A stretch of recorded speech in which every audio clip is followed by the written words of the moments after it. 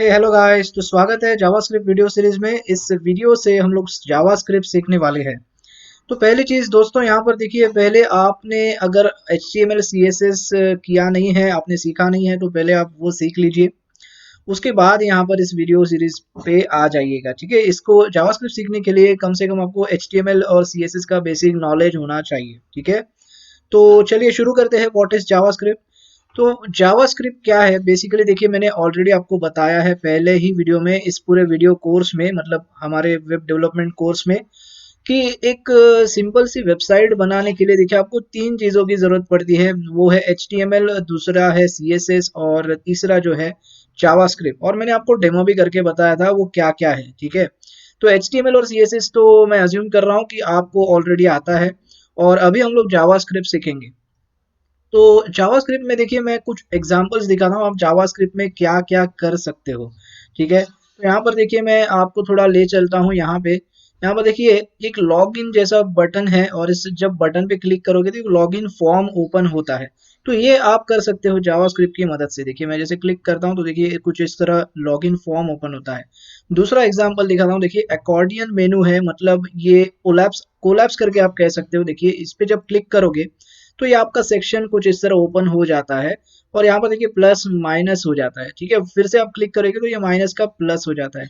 तो ये चीज़ें भी आप जावास्क्रिप्ट की मदद से कर सकते हो। ये सारे मैं कंपोनेंट्स बता रहा हूँ जो डेली यूज होते हैं हमारे वेबसाइट्स के ऊपर। ठीक है, तो ये सारे एग्जाम्पल्स जो है वो जावास्क्रिप्ट में आप बना सकते हो। अब इस पे होवर करोगे तो देखिए ये तो आपको पता है, ये CSS से भी होता है, लेकिन ये मैं दिखाता हूँ कि आप जावास्क्रिप्ट से भी कर सकते हो। ऐसा नहीं है कि इसको CSS से ही करना है, लेकिन ये दोनों जगह पे पॉसिबिलिटीज है। ठीक है, इसके बाद देखिए ये इस पे क्लिक कर रहा हूँ मैं, तो क्लिक में भी ये आपका ड्रॉप डाउन मेनू ओपन हो जाता है। तो ये भी आप जावास्क्रिप्ट की मदद से कर सकते हो। और कई सारी चीजें देखिए, साइड नेविगेशन है, इस पे क्लिक करोगे तो ये कुछ इस तरह ओपन होता है। इसको पुश करोगे तो ये देखिए कुछ इस तरह। तो ये भी आप जावास्क्रिप्ट से कर सकते हो। ऐसे कई सारी चीजें देखिए, ओपन मॉडल, यहाँ पर मॉडल ओपन कर सकते हो। इसके बाद लाइट बॉक्स गैलरी है, ये गैलरी भी आप खुद की जावास्क्रिप्ट से बना सकते हो। देखिए कुछ इस तरह। तो मैं यही सारी चीज़ें कह रहा हूँ, ये जो चीज़ें हैं ये हमेशा हमारी वेबसाइट पे यूज़ होने वाली चीज़ें हैं। और ये देखिए टैब मेनू, तो ये भी आप जावास्क्रिप्ट से बना सकते हो। तो ये कुछ थे जावास्क्रिप्ट के एग्जांपल्स जो मुझे आपको दिखाने थे। अब ये जावास्क्रिप्ट बेसिकली, मतलब ये जो चीज़ें हो रही है ना, ये काम करता कैसे है। तो देखिए सबसे पहली चीज़, ये क्लाइंट साइड लैंग्वेज। जावास्क्रिप्ट देखिए प्रोग्रामिंग लैंग्वेज है, सही बात है, लेकिन दो प्रकार की लैंग्वेजेस होती है। जैसे सर्वर साइड लैंग्वेजेस होती है, और दूसरी जो होती है वो क्लाइंट साइड लैंग्वेज है। तो क्लाइंट साइड में जावास्क्रिप्ट आता है, तो हमें सिर्फ फोकस करना है यहाँ पर क्लाइंट साइड लैंग्वेज। और क्लाइंट साइड लैंग्वेज का मतलब क्या है, एकदम सिंपल भाषा में अगर आपको समझाऊं कि जावास्क्रिप्ट काम कैसे करता है, मतलब मगर ये जो चीजें आप देख रहे हो ना, ये जो चीजें जो क्लिक पे जब ओपन हो रहा है, तो कहीं ना कहीं इसका कोड लिखा होगा जावास्क्रिप्ट का, करेक्ट, इस वजह से ये ओपन हो रहा है। और ये देखिए आपका ये ब्राउजर है, बराबर है ना, तो ये ब्राउजर पे ओपन हो रहा है। और ये ब्राउजर पे क्यों ओपन हो रहा है, क्योंकि देखिए ब्राउजर में जावास्क्रिप्ट का एक इंजन होता है। जैसे आप सिंपली कह सकते हो, हर एक ब्राउजर में जावास्क्रिप्ट इंजन होता है।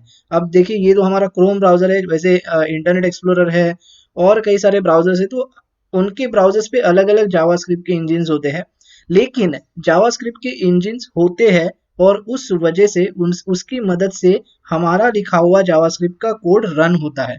तो वो अभी जैसे क्रोम के बारे में मैं बताता हूँ। देखिए क्रोम में जो है वो क्रोम V8 नाम से जावास्क्रिप्ट इंजन है।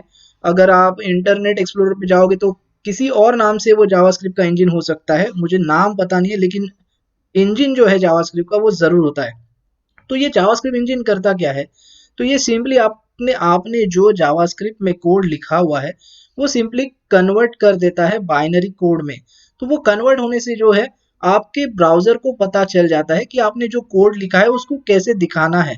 ओके, बस इतना सिंपल सा मीनिंग है, और सिंपल सा मैं कह सकता हूँ कि जावास्क्रिप्ट कोड रन कैसे होता है इसका सिंपल सा डिस्क्रिप्शन है।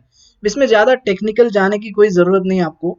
सिर्फ इतना समझ लीजिए, आप जो जावास्क्रिप्ट का कोड लिख रहे हो, वो कोड आपका ब्राउजर पढ़ लेता है जावास्क्रिप्ट इंजन की मदद से। ठीक है, और वो उसके कंप्यूटर कोड में, बाइनरी कोड में कन्वर्ट कर देता है, और वो रन कर देता है। और इस वजह से ये सारे जो इफेक्ट्स है, ये जब क्लिक पे जो ओपन हो रहा है वगैरह वगैरह चीजें, ये सारी होने लगती है। ओके, तो बस यही है जावास्क्रिप्ट, और ये जावास्क्रिप्ट बहुत ही बढ़िया चीज़ है। इसको देखिए, आपको पेज रिफ्रेश करने की ज़रूरत नहीं पड़ रही है।